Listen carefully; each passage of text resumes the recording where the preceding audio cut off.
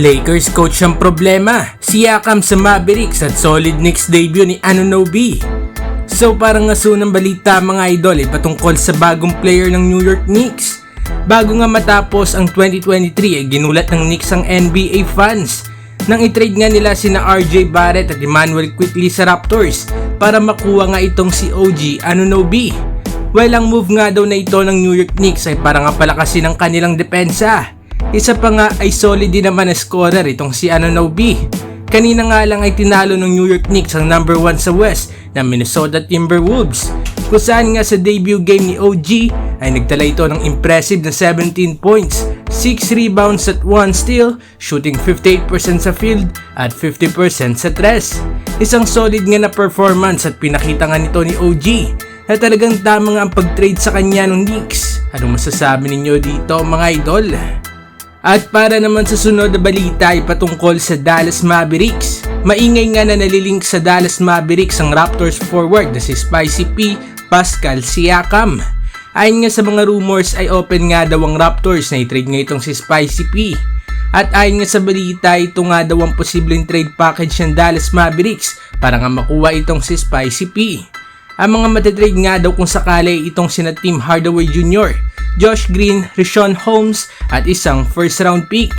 Kaya tatlong players nga yan mga idol ay para nga daw mag-match sa salary nga nito ni Spicy P. Naniniwala nga mga Dallas fans na mas magiging contender nga ang kanilang kupunan kung meron nga silang Kyrie, Luka at Siakam trio. Anong masasabi ninyo dito mga idol? Dapat nga ba nagawin ng Mavericks ang trade na ito?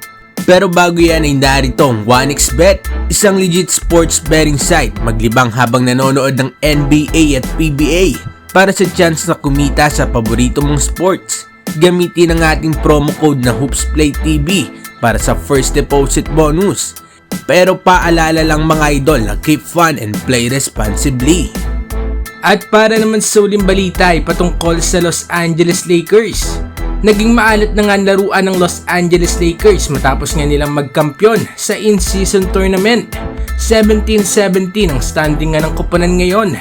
At itong mga Laker fans ay dismayado na nga sa nagiging performance sila. Marami yan nagsasabi na kailangan nga daw gumawa ng mga trades itong ang Lakers para masagip nga daw ang kanilang season. Pero meron din naman mga fans ang naniniwala na mas kailangan nga ng Lakers sa sibakin nga itong si Coach Darvin Ham at kumuha nga ng isang magaling na coach.